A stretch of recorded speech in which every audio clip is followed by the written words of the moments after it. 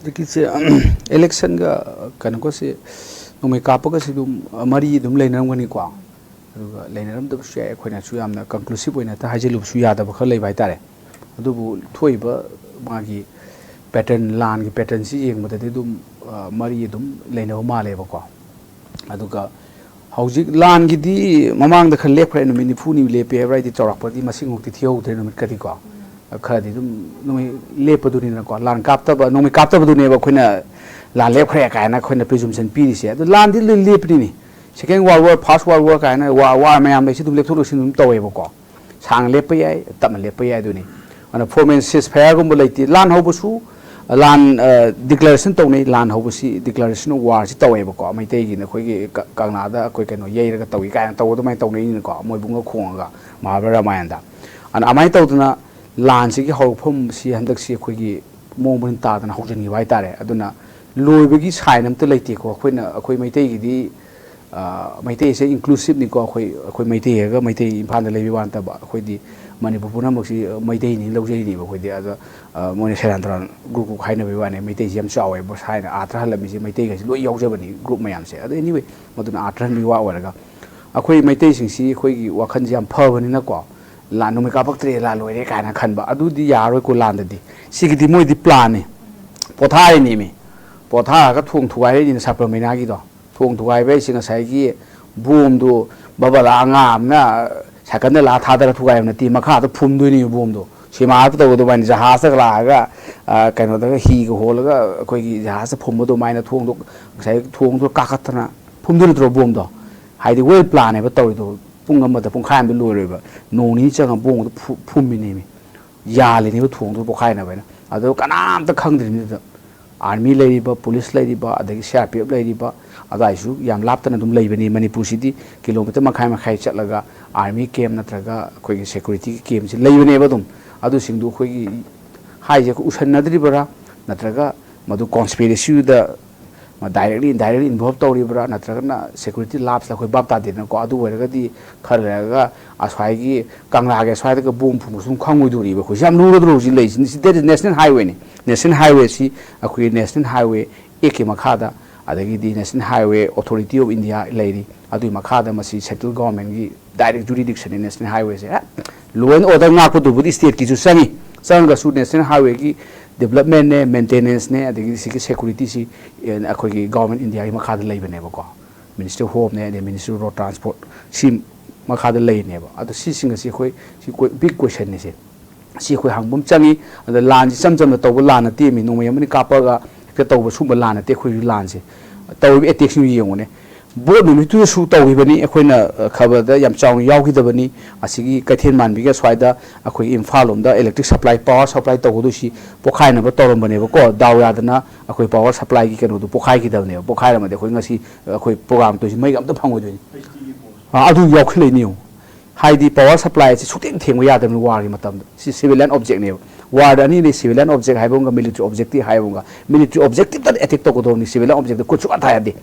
अदगी थोंगुम्बा ब्रिज कुम्बा सी सिविलियन ऑब्जेक्ट ने असिदा कुछ अथाबा यादबनि असि मोइदी खुद थाबा यादबा जगा जगा से खलगा थाइनि कैनोगा सावलेनि बसुम फुनसि हानसि सुम अखोइदा सुबलक्नरिनि अदो आसिदी तौरिबा वार सिदे खोनि इलेक्शन की करिगी सिदा खोइ लौबु यानि सिगी वार सिदी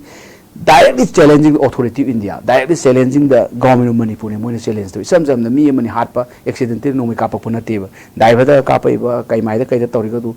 pura kai no ni. Si war ki part mani ni. Moine to si guerrilla warfare ni guerrilla si akoi na fight to haga di we should fight as a guerrilla. Guerrilla na fight to changi madu da akoi na lumba no me mani ka kapa ka moi bu defend to ni yaro. Guerrilla ju tana tana no me kapa changi mo da. Nga tawida Chhattisgarh tawiduna 29 Maoisu 17 April ki nungdangdani 29 Maoisu on spot encounter tro loisali ne in India gi akoi gi CRPF ki adagi Indian jarkha kano gi mogi police ka Chhattisgarh ki police ka tawraga CRPF ni Indian army khayaga on spot 29 Maoisu loisali ne baduda almaina khoi su decisive of action ga changemi on spot loisani khosan bagi si aini yabani ko terrorist hai si enemy to state si aina hai banate asara phot ek pabiyu border security ek pabiyu adagi di Indian army si akoi leiriba force mayam si ek makha da leiri sam jang ate ate tak pona te asara phot ek 2006 adagidi Indian Army Act Border Security Force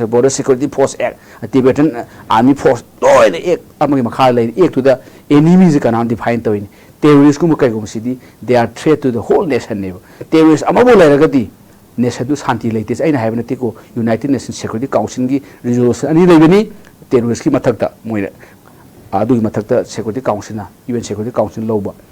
resolution ani the very clear is there is even a single terrorist in the world is not rising adu gi potu ko chathal chumi India su sign tawri ni hojiki terrorist ki no sida sai gi resolution sida aina haije ni kai no moi tawri samjam na ko na ko terrorist ka haido ko minaga ana isam samna bai tare ana si mayam sida election budi mati em loire mati em wali natra akoi di asa tawi akoi di sing daga taw to outer gi election si karim ta numi amat without a single shot of bullet election di shanti una tawi ba free the pure akoi lai da khoram je ta ga su tawi ba si di madu di ya do ma de ne ko election ji tum numi adum kap to ko sing kha taw bi ko we hope akoi am ta kap to wisho na koi so da su akoi na haijari aduga kayum kan election marak sida numi adum bombo khai ba yauri sekmai in nak pani ko sekmai ji mayam picnic sat na ni duni sekmai de picnic sat ba kabu le kha da picnic sat mi le pote aswai da su ngasai gi nung lengoi pekado mi sing du le nga de nung kap thai du natra aduna takpati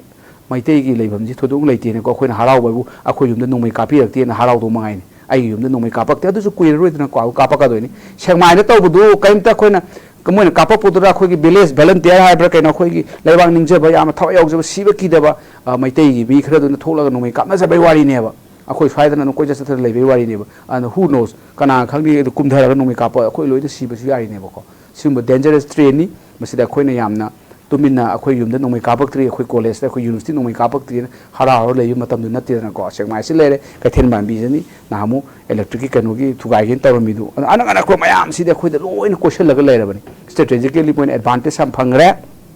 ana sigi posida akhoi tumina ko leiba se ko adagidi kesona kanong haibane kesona ga chumoi gi chejai moi gi chefong du daga maitai gi kano singna haibane atawa maitei gi kano singa ada da ta ba maitei singa yanaraga amaina torombo orangoni ka adu mayam lobinu ko keso ka haiba da gi kuki gi moi di war tawri samjana tawde moi di propaganda department le war propaganda department tawduna war phai taw ya pote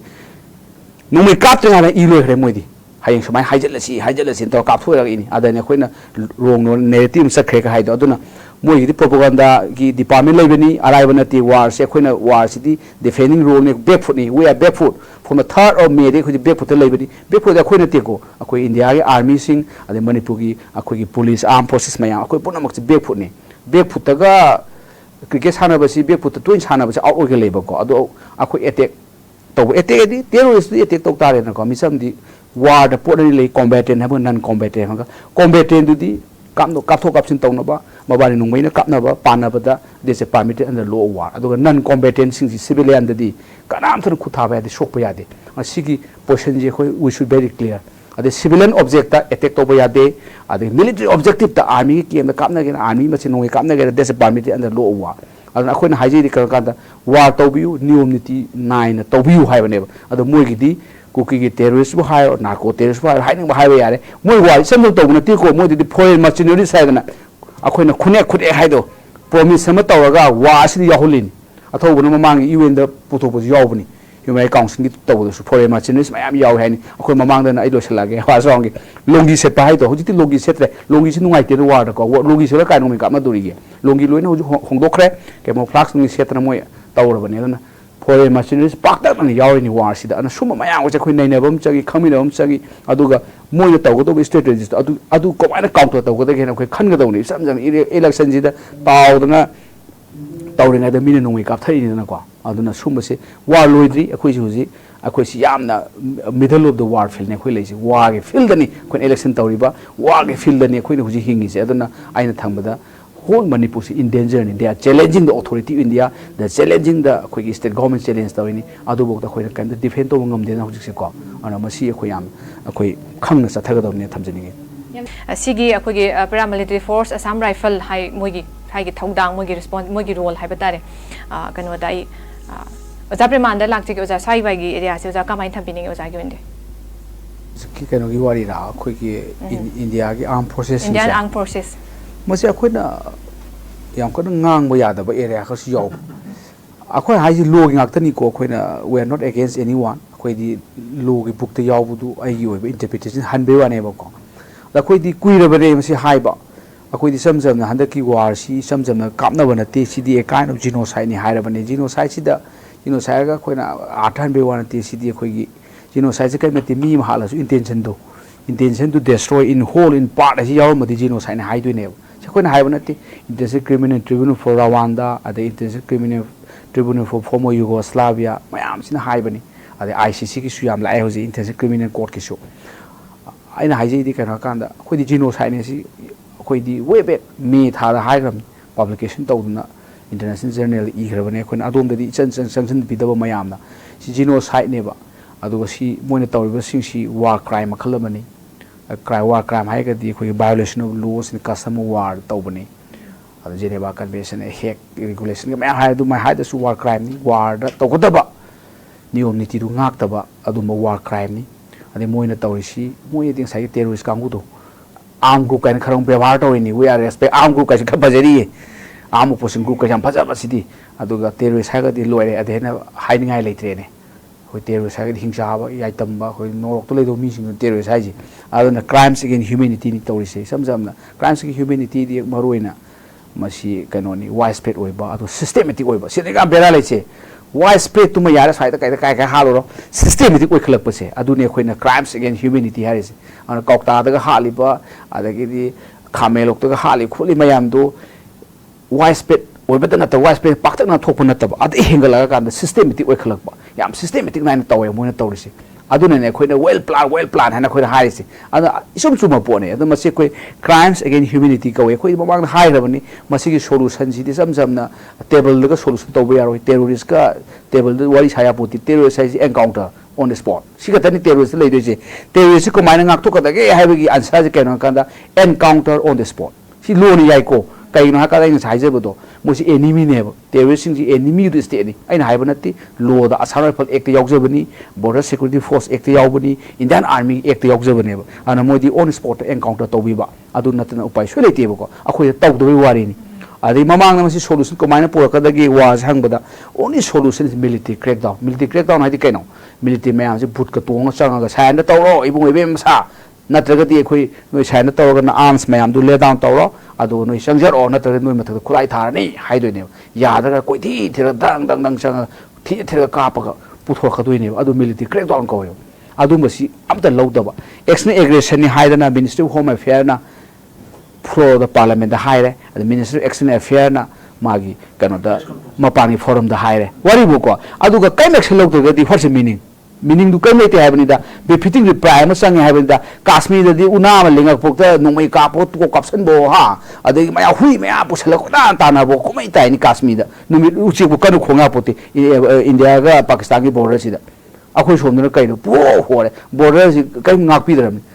kilometer tarang ayabra ade ama hapsal trama thoi sore bra hoje adu su na wai taw him ti khap tu khamboti ko mai ne ko taw tai se Myanmar gi ngarang nan mo adagi aerial bombard taw tu su mayam sang le habani adu su karam ta kaya sang ju khangti kailem ju khangti akhoi ji pura ko mai ne ko gi governance ana aina khamada external aggression ni khoi just high on record le ga su external aggression ni high India government na tumine lai se adu ne khoina bigger conspiracy hidden agenda ba lai je da yam kan high karan de ba high di external aggression ni high phare parliament floor da high ni adagi di external affairs minister na high minister ni high ga ni atoba khajum high akhoi minister akhoi chief minister bu koi high ba man hele high ba se mo atai jam ani ka high ba external aggression ni high ga di external India da bu mapang mi na lan ta salag bu tumi la ya ga do adu tumi la di kaino ngaktangi sum high bra natraga na external aggression ni ta so du makhoi di asum gi aggression ji di Kashmir rongi Punjab rongi na tabri na si du loksan ga jul lam ji loksan ga jul ga lei bra ba adu kai ni si da adu di am lu re ba aina hai ja khoi gi di upai so leiti ada khoi mamang su khoi toina thamjabani Manipur gi district manga si di khoi law da higher international law gi hai ja occupy territory ko district manga se somlap na occupy territory kana occupy toiba akhoi gi kuki jo narco terrorist se moi occupy territory lom chala ro moi gi lo do das lo मोइन लोइन चलाइदुने सिदा army ने खुद थादे थारोयबा ओको territory Moin पाइसन गरमने ओकुपाई तौ लेखरबा मोइ सिदा खोइ मिलिटरी क्रैकडाउन तौरगा ओकुपायर सिंग सी ngасai ओकुपाइंग फोर्स सी अखोइ गी गंभीर सिंग ला तथोकिदो आवाइ तथोकपम चंगी नत्रगा उपाय सोयरदो बसिदि ओकुपाई टेरिटोरी सी करि कइनो हाकन चुचामपुर सी हेड ऑफिस नि ओकुपाई टेरिटोरी ओरिबा ngасai टेररिस्ट सिंग ओकुपाई तौ टेरिटोरी हेड ऑफिस चुचामपुर नि अदि सेकेंड हेड ऑफिस ना कांगपोकपि तो ओइदोइनि अदि फेडरल मोगी ओकुपाई टेरिटोरी टेक्नोपल सी अदि चांदेल की पार्ट खरगा सिगी डिस्ट्रिक्ट मंगा से सोमलपना ओकुपाई टेरिटोरी अदुने कोइ लो चलोय आर्मी नो कापरोय मी कापरो मोइ लोक्सल लेगमनि खुरुम से लेथोगमने येकना बा जे टेररिस्ट एनिमी सिना खुरुम से लेगमने असिदा मोगी रिट अखोइ गवर्नमेंट रिट चलरो रिट हाय कोइ लोदा अखोइ ऑथोरिटी से लेतरने काय ऑथोरिटी लेगे सिदबो तौनिंग मतो हानिंग हाकने अमु कापथरगा ngасai अचोंगी सुरुनो कापिदो चिंगदो ए पिन होबोंगा कई हौदाइने अदु उरिने आर कापेसिंगदो कनामत सेखला कापुति कनामत मोइ दंदी पिउदि लालागा मोइना खुचुम सानाबे वारिने ए ngasi दोंग थदलसे ngasi di asai kapselage ngasi sandani hatoge ngasi di moi ga nung pi kapthalaji ka tauning dong moi toisi adu da karamta na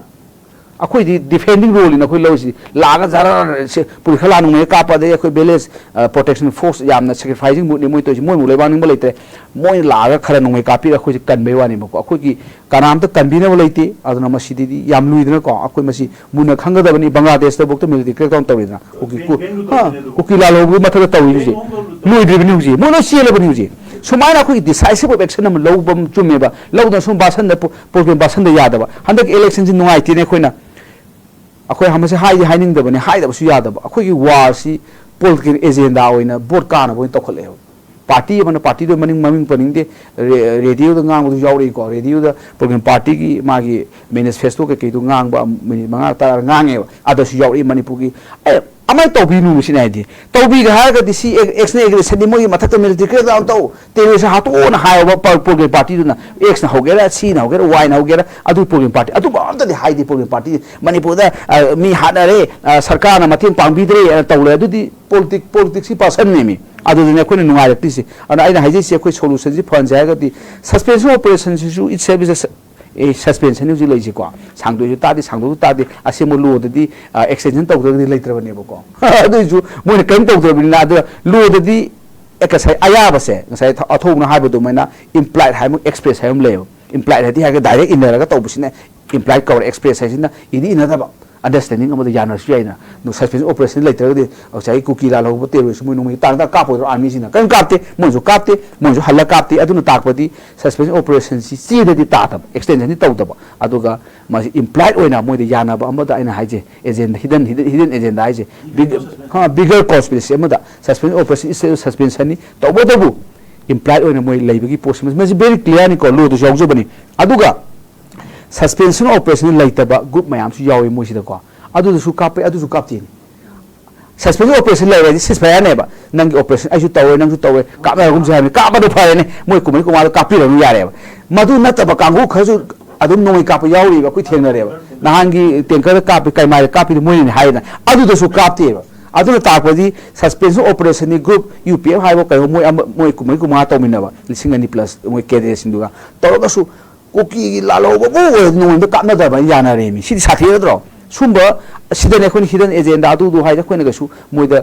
कनो हाइबा नते आइना हाइदि खतंग डिसाइसिव ओइना गवर्नमेंट इंडिया नु थबक तौबियु government India थबक तौददि अखोइ कय उपाय लेतेने को government Manipur नु तौतारे government Manipur सुंगम दे अखोइ उपाय लेतेने अखोइ प्रजा सिंग अखोइ इसासी ngасai gi khoi लोदा हाइ सिदि लोदा हाइ सिदि सेल्फ डिफेंस हेंदोगा नंग लेबाक तु नंग ऑक्युपाई तौगे हागदि एनी लेरंबा सिटीजन अमना को सिविलियन अमना आर्म्स पायरगा रेसिस्टेंट तौबो याय लोद लेजि को हाइबा नते को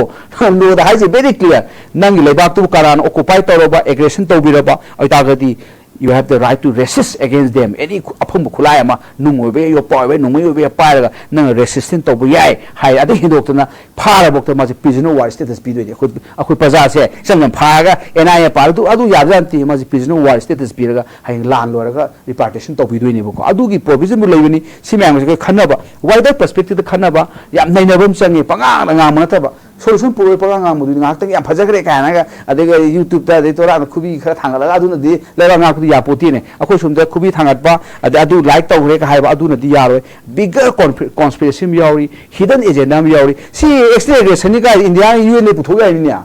UN ꯗ ꯄꯨꯊꯣꯛ ꯌꯥꯏꯅꯦꯕ this action aggression by such country ꯀ ꯍꯥꯏꯕ UN ꯒ action India ꯅ ꯉꯝꯗꯗꯤ UN Security Council action ꯂꯧ ꯌꯥꯏꯅꯤꯅꯦ ꯅꯠꯇ꯭ꯔꯣ ꯑꯗꯨꯕꯨꯗ ꯀꯩꯝ ꯇꯧꯗꯦ ꯃꯃꯤꯡ ꯑꯣꯏꯅ action aggression ꯅꯤ ꯍꯥꯏꯔꯒ ꯇꯨꯃꯤꯟꯅ ꯂꯩꯁꯟꯕꯩ ꯋꯥꯅꯦ befitting reply ꯗꯤ ꯁꯨꯡꯂꯥꯛ ꯂꯥꯛꯇ꯭ꯔꯦ ꯑꯗꯨꯒꯗꯤ we are in danger ꯅꯦꯕꯀꯣ ꯑꯩꯈꯣꯏꯁꯦ danger ꯗ ꯂꯩꯔꯦ ꯑꯩꯈꯣꯏꯁꯦ ꯀꯟꯁꯦ ꯍꯥꯏꯔꯒꯗꯤ ꯑꯩꯈꯣꯏꯅ ꯀꯟꯖꯗꯣꯏꯅꯦꯕ ꯀꯅꯥꯝꯇꯅ ꯀꯜꯂꯣꯏꯗꯣꯏꯅꯤ ꯍꯧꯖꯤꯛꯁꯦ ꯑꯩꯈꯣꯏꯁꯦ ꯌꯥꯝ ꯂꯨꯔꯗ꯭ꯔꯥ ꯒꯣꯔꯃꯦꯟ ꯏꯟꯗꯤꯌꯥꯅ ꯀꯩꯝ ꯇꯧꯗ꯭ꯔꯤ ꯑꯃ ꯍꯥꯏꯔꯦ ꯑꯗꯩ ꯍꯦꯟꯗꯣꯛꯇꯅ ꯑꯩꯈꯣꯏ ꯇꯥꯝ ꯑꯩꯈꯣꯏꯅ ꯁꯤꯟꯅꯩꯁꯤ ꯃꯌꯥꯝ ꯍꯥꯏꯅꯩꯁꯤ ꯄꯣꯛꯁꯤ ꯋꯥꯔꯅꯤ ꯍꯥꯏꯔꯦ ꯄꯣꯛꯁꯤ ꯋꯥꯔ ꯍꯥꯏꯗꯤ ꯃꯥꯗꯤ ꯗꯥꯏꯔꯦꯛ ꯊꯣꯛꯂꯛꯇꯕ ꯄꯤꯛꯆꯔꯗꯨꯗ ꯃꯥ ꯃꯤ ꯑꯃ ꯊꯥꯗꯣꯛꯑꯒ ꯑꯦꯖꯦꯟ ꯑꯃ ꯊꯥꯗꯣꯛꯑꯒ ꯈꯟꯅꯍꯟꯕꯒꯤ ꯋꯥꯔꯤꯅꯤꯗ ꯂꯥꯜ ꯂꯣꯏꯔꯀꯥꯟꯗ ꯂꯣꯏꯔꯕ ꯂꯣꯏꯔ ꯋꯥꯔꯝꯅꯤ ꯂꯥꯛꯑꯣ ꯂꯥꯛꯑꯣ ꯍꯤꯗꯥꯛꯀ ꯊꯣꯡꯕꯁꯤ ꯂꯥꯛꯑꯣ ꯀꯥꯏꯅꯒ ꯅꯪꯅ ꯗꯟꯗꯤ ꯂꯩꯔꯝꯃꯦ ꯅꯪ ꯀ꯭ꯔꯥꯏꯝ ꯇꯧꯔꯝꯃꯦ ꯐꯥꯔꯁꯤ ꯄꯨꯂꯤꯁꯁꯤ ꯀꯥꯏꯅ ꯗꯦꯠ ꯄꯦꯅꯥꯜꯇꯤꯒ ꯄꯤꯗꯅ ꯇꯧꯔꯛꯀꯗꯣꯏꯅꯦꯕ ꯑꯣꯠ ꯅꯩꯗꯣꯔꯤꯕꯅꯤ ꯑꯗꯨꯅ ꯁꯤ ꯇꯧꯁꯦ ꯍꯥꯏꯔꯒ ꯑꯩꯅ ꯑꯩꯈꯣꯏꯗꯤ ꯇꯣꯏꯅ ꯍꯥꯏꯕꯅꯤ ꯃꯁꯤ ꯈꯤꯇꯪꯗꯤ ꯀꯩꯅꯣ ꯑꯣꯏꯅ ꯍꯥꯏ ꯈꯤꯇꯪ ꯍꯦꯟꯃꯟꯕ꯭ꯔꯥ ꯑꯣꯖꯥ ꯅꯣꯏꯁꯦ ꯍꯥꯏꯅ ꯑꯩꯈꯣꯏꯗꯤ ꯁꯤꯕꯨ ꯐꯁꯦ ꯍꯥꯏꯔꯒꯗꯤꯅ war crime tribunal ꯑꯃ ꯂꯤꯡꯒꯗꯧꯅꯦ ꯑꯩꯈꯣꯏꯁꯦ war crime tribunal ꯀꯩꯅꯣ ꯀꯥꯟꯗ war ꯒꯤ ꯅꯤꯌꯣꯝꯗꯤ ꯊꯨꯒꯥꯏꯔꯒ war ꯇꯧꯈꯤꯕꯁꯤꯡꯗꯣ ꯑꯗꯨꯒꯤ war crime tribunal ꯂꯤꯡꯁꯤ ꯀꯥꯏ ꯃꯤ ꯌꯥꯝ ꯀꯤꯔꯦ ꯍꯥꯏ ꯂꯣꯏ ꯂꯩꯀꯣ ꯀꯝꯕꯣꯗꯤꯌꯥ ꯇꯧꯔꯤꯁꯤ ꯀꯩꯅꯣꯅꯤ hybrid tribunal ꯍꯥꯏꯁꯦ hybrid ꯍꯥꯏꯗꯤ ꯄꯥꯟꯕꯕꯨꯗꯤ international law ꯄꯥꯟꯕ ꯑꯗꯨꯒ ꯃꯣꯏꯒꯤ tribunalꯗꯨꯗꯤ ꯀꯝꯕꯣꯗꯤꯌꯥꯗ ꯂꯩꯕ ꯀꯣꯔꯠꯇꯨꯅ ꯇꯧꯗꯣꯏꯅꯦꯕ ꯁꯤ hybrid tribunalꯒꯤ ꯇꯥꯏꯞꯇ ꯏꯁ ꯇꯤꯃꯣꯔꯗ ꯇꯧꯈ꯭ꯔꯦ ꯑꯗꯩ ꯀꯝꯕꯣꯗꯤꯌꯥ ꯇꯧꯈ꯭ꯔꯦ ꯁꯨꯃꯥꯏꯅ hybrid tribunalꯒ ꯊꯝꯕ ꯌꯥꯏ ꯑꯩꯈꯣꯏꯁꯤꯗ ꯑꯗꯨꯒꯤ ꯑꯩꯈꯣꯏꯗ ꯈꯟꯅꯕꯒꯤ ꯃꯇꯝ ꯌꯧꯔꯕꯅꯦ ꯑꯗꯨꯃꯥꯏꯅ ꯇꯧꯗꯅ ꯂꯣꯒꯤ ꯃꯇꯨꯡ ꯏꯟꯅ ꯃꯣꯏꯁꯦ ꯀ꯭ꯔꯤꯃꯤꯅꯦꯜꯁꯤꯡꯁꯦ war criminal genocide ꯇꯧꯔꯤꯕ genocide very clear ꯅꯤꯀꯣ ꯃꯣꯏ May 3 ꯀꯥꯁꯦ ꯃꯣꯏꯅ tribal solidarity rally ꯀ ꯍꯥꯏꯖꯜꯂꯤꯅꯦꯕ ꯑꯩꯈꯣꯏꯗꯤ ꯃꯅꯨꯡꯗ ꯃꯄꯥꯟꯗꯒ ꯄꯣꯠꯁꯤ ꯂꯩꯅꯤ ꯃꯄꯥꯟꯗꯅ tribal solidarity rally against demand of scheduled tribe by Meitei ꯀ ꯍꯥꯏꯕ high court order ꯍꯥꯏꯖꯟꯕ ꯃꯅꯨꯡꯗ ꯀꯩꯅꯣ ꯑꯗꯨꯒꯤ ꯅꯨꯃꯤꯠꯁꯦ ꯀꯩ ꯅꯠꯇꯦ 3rd May of 2020 nothing this is a formal declaration of genocide campaign against Maitai name si very clear ne adu damakta genocide campaign tawdi yapoti adu hek lawto phani mina adu di yadabni genocide campaign ha yadabina tribal solidarity rally da mi ha bro no pa chat na bro adu akhoi Maitai ta mai thaba Maitai ji tumna suchampur di ethnic cleansing complete ne moi akhoi na khangadam sle ailo sanjarake khangadam le di kuki narco terrorist singidi moi objective almost phangnabne hoji si ko khangdabane moi objective ka yawi more khutum chanba more si moi na pai more si India gi mama yo dene se international trade se da ek po ha look ek policy is policy ha kalaban project ha ning bharo sai ji asi more si pai ba si ha India gi chakhau financial kano control to ko doini more si moi na control to re karam na mete single mete letre we ba from there naga mama ta thoi luore amuk suwa su kangang ti naga su maiti amuk losan gare ate nan manipuri bayam sidi kasulati ne sidi asidi pesa piro pesa khaina bani sidi ngai boni sidi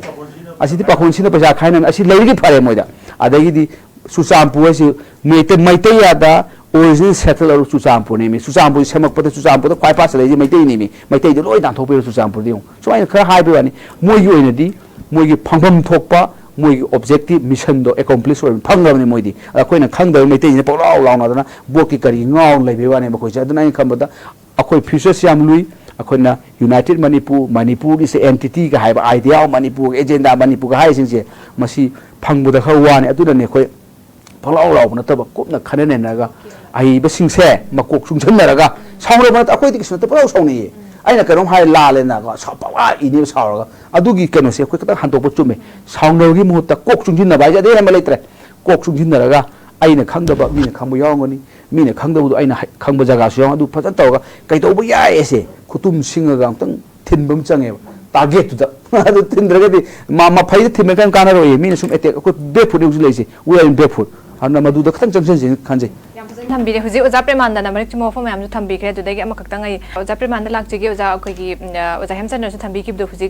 हुजी की impending अखोगी situation सेदा अखो ma'am पुंजिन बगी अमा तंगाई फदप वाफम दुपन बीरी अबे बने साइ मतंग के ओजा थम्बी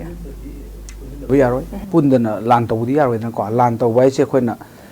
अखोगी लो war की मरोंदा कमांड स्ट्रक्चर हाइसे कमांड स्ट्रक्चर लेथर लान तौ यारो मी डिफेंडिंग तौ वार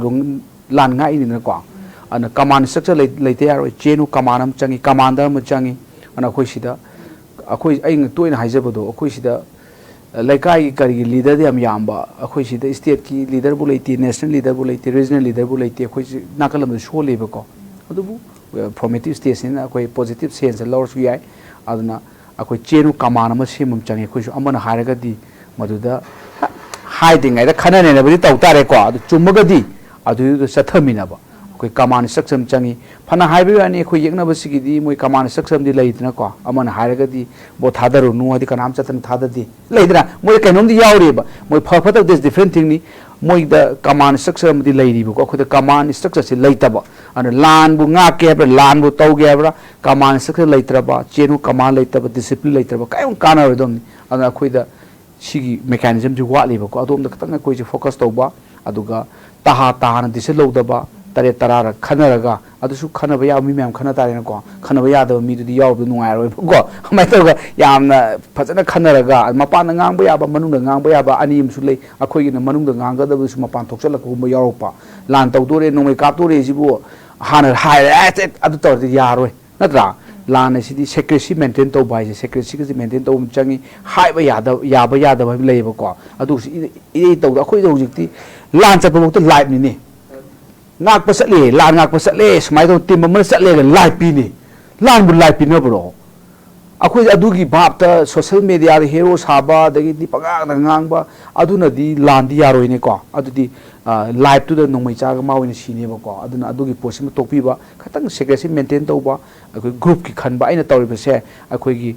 ꯁꯣꯁꯥꯏꯇꯤꯁꯤꯒꯤ ꯑꯩꯒꯤ ꯅꯦꯁꯟꯁꯤꯒꯤ ꯇꯧꯔꯤꯕ꯭ꯔꯥ ꯇꯧꯗꯕ꯭ꯔꯥ ꯃꯁꯥ ꯃꯇꯣꯝꯗ ꯍꯪꯕ ꯗꯔꯀꯥꯔ ꯂꯩꯔꯒꯗꯤ ꯁꯦꯜꯐ ꯔꯦꯁꯇ꯭ꯔꯦꯟ ꯍꯥꯏꯁꯤ ꯃꯁꯥ ꯃꯇꯣꯝꯗ ꯔꯦꯁꯇ꯭ꯔꯦꯟ ꯇꯧ ꯇꯥꯔꯦ ꯃꯤꯉꯣꯟꯗ ꯀꯥꯏꯒꯗꯧꯕꯗꯨꯗꯤ ꯃꯥ ꯌꯥꯎꯗ ꯇꯥꯔꯦꯅꯀꯣ ꯑꯗꯨꯝꯕꯒꯤ ꯄ꯭ꯔꯣꯁꯦꯁꯇ ꯆꯪꯉꯛꯄ ꯆꯨꯝꯃꯤ ꯃꯇꯝ ꯈꯔ ꯆꯪꯒꯅꯤ ꯁꯣꯏꯗꯅꯗꯤ ꯂꯥꯛꯀꯅꯤ ꯑꯁꯥ ꯇꯧꯋꯤ ꯌꯥꯝ ꯅꯨꯡꯉꯥꯏꯖꯩ ꯑꯣꯖꯥ ꯑꯩ ꯃꯥꯟꯅꯕꯁꯤ